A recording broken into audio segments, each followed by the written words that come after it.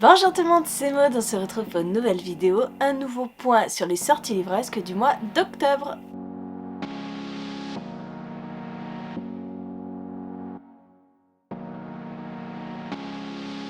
Comme d'habitude pour ce genre de vidéo, vous avez dans la barre d'infos tous les liens vers les résumés des livres et plus particulièrement cette fois-ci puisque je ne vais absolument pas vous faire de résumé parce que clairement je filme, il est presque 19 h. On n'est plus vraiment en été, hein. La nuit tombe très vite, donc j'ai peur qu'il fasse nuit avant que je finisse cette vidéo. Oui, c'est un risque. On va commencer avec le 5 octobre, avec le nouveau roman de Georgia Caldera chez J'ai lu. C'est La Cité des Songes, le tome 1, Une couronne de roses et de givre. C'est un roman que je me note parce que c'est Georgia Caldera, j'aime beaucoup ses écrits. Et là, je ne sais plus. Clairement, je ne sais plus. Je vous renvoie au résumé. Mais bon, c'est du Georgia Caldera. Je sais qu'elle m'en avait parlé lors de ma rencontre avec elle aux Imaginales. Et du coup, ça m'avait donné envie. Mais là, comme ça, tout de suite, avec ma journée de boulot et le soir qui décline, ma mémoire me fait défaut. Le 5 octobre sortira un roman que vous avez sans doute vu tourner. Moi, je l'ai vu puisque les partenaires l'ont déjà reçu. Il s'agit du Cercle des Sorcières, le tome 1, Axhaven, je crois que c'est quelque chose comme ça. Il y a beaucoup trop de A dans ce titre. C'est de Sacha Peyton Smith et c'est chez Casterman. On est avec un cercle de sorcières, je suppose. Ouais, je vais pas chercher très loin pour vous faire des résumés. Mais voilà, il me tentait. Et puis je vous dis, on commence à bien le voir tourner. Le 5 octobre, je me suis noté Les Éblouis de Aline Mancott chez Sarbacane. Et là, on est avec un internat avec des fantômes. C'est tout ce dont je me rappelle. Le 6 octobre sortira L'Empire du Vampire, le tome 1 de Jack Christophe chez De Saxus. C'est une sortie de Saxus. Ils sont en train de faire une cope d'enfer pour ce roman. C'est un Jack Christophe. J'ai terminé Nevernight, donc c'est plutôt pas mal. Alors pourquoi pas attaquer sur une autre série, je ne sais pas. Pour l'instant, j'ai pas précommandé ce roman parce que je suis pas fan des vampires. J'ai eu ma période vampire comme tout le monde avec Twilight, mais depuis ça me tente plus vraiment. Donc à voir. Le 6 octobre, toujours sortira Pandore de Suzanne Stock Chapman chez Michel Lafon. Et on est, vous l'avez compris avec le titre, je pense, avec une revisite du mythe de Pandore. Le 6 octobre sortira un magnifique livre, je pense, qui serait idéal pour les cadeaux de fête de fin d'année. Et il s'agit de Cendrillon, donc le conte Cendrillon, chez Grund. Et en fait, c'est un roman pop-up. Voilà, c'est tout en découpé, tout en... J'ai hâte de le tenir dans mes mains pour voir ce que donnera cette beauté, mais je pense qu'il va être très très beau. Un train passe, est-ce que vous l'entendez avec le nouveau micro ? Je ne sais pas. Du coup, j'ai le doute si je continue ou si je continue pas. Mais ce train est long. Ce train est très long. Très très long. Il est interminable. Ah, ça y est. Bon. Le 7 octobre sortira Capitale du Nord, le tome 2, Mort au jet, de Claire Duvivier chez les Forges de Vulcain. Je l'attends avec grande impatience, je suis très contente parce que j'aime beaucoup cette saga, c'est deux sagas en parallèle. C'est vrai que j'ai une préférence un petit peu sur la première saga, celle de Guillaume Chamanadjian, mais j'avais bien aimé aussi le premier tome de Capitale du Nord. C'est différent, mais ça se terminait d'une façon explosive, donc j'ai très très hâte de lire la suite de ce roman de fantasy plutôt original. Le 12 octobre sortira Polar Vert, la saison 2. C'est La malédiction de l'ours, voilà, je ne me souvenais plus, La malédiction de l'ours de Thierry Colombier chez Milan. C'est, voilà, une seconde histoire, donc on va continuer à suivre Clairvy, mais voilà, elle va s'éloigner de sa Bretagne, elle va aller dans les Pyrénées, et du coup il va y avoir, je crois, quelque chose par rapport aux ours, une espèce protégée, il va sûrement y avoir des problème à ce niveau-là, et voilà, j'ai très très hâte de voir ce que donnera cette nouvelle saison. Le 12 octobre sortira L'école de minuit de Maëlle Dessart, paru chez Rajo. C'est Maëlle Dessart. Je ne me suis rien noté d'autre. C'est Maëlle Dessart. J'aime beaucoup sa plume. Moi, je l'ai découverte avec Estelle Parmentier. Je ne l'ai pas lue ailleurs.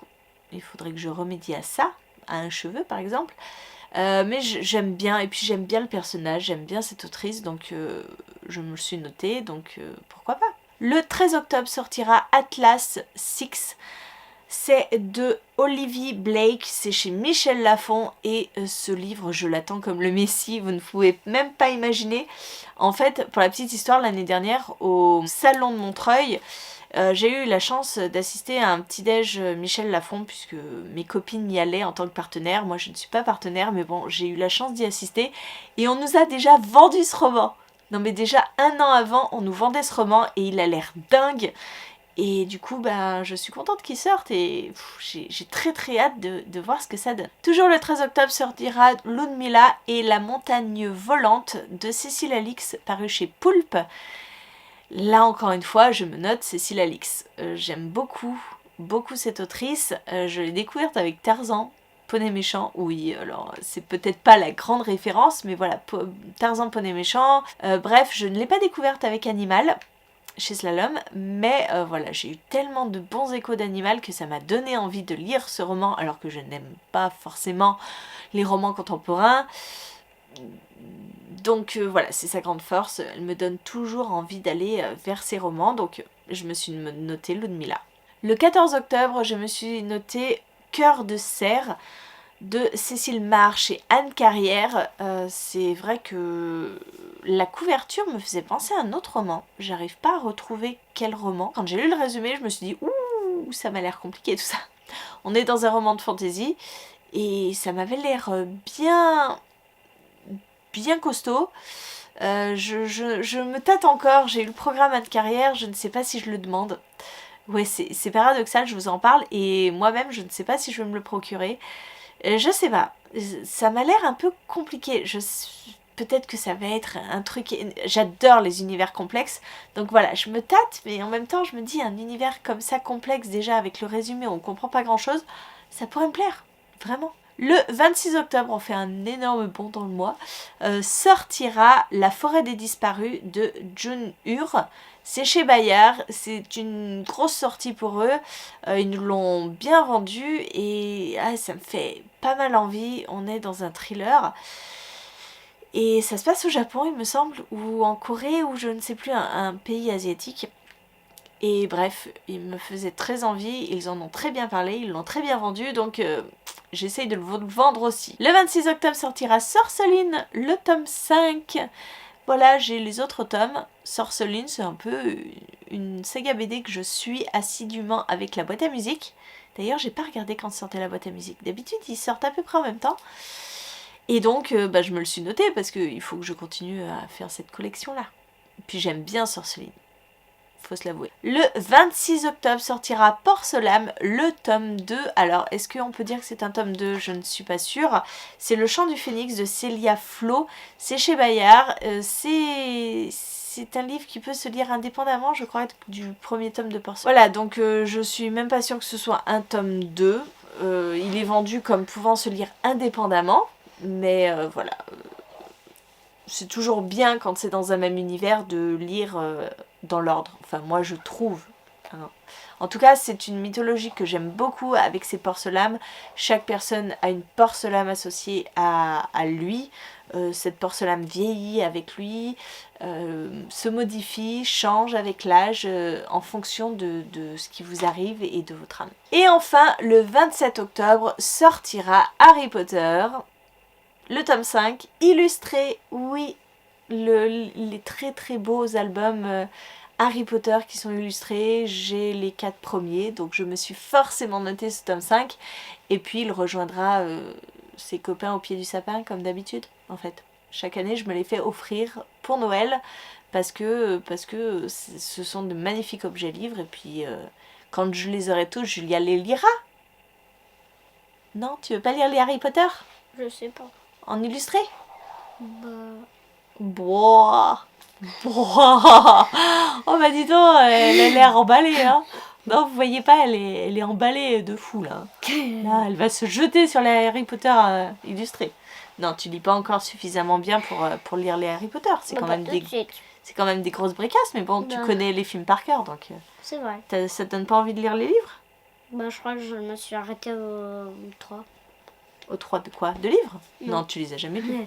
Non, je me suis arrêtée au 3 films. Non, t'as vu 3 fois les 8 films. Oui, mais là, j'avais recommencé. Ah bon? Oui, et je m'étais arrêtée au 3. Comme avec Star Wars. Tac. Voilà.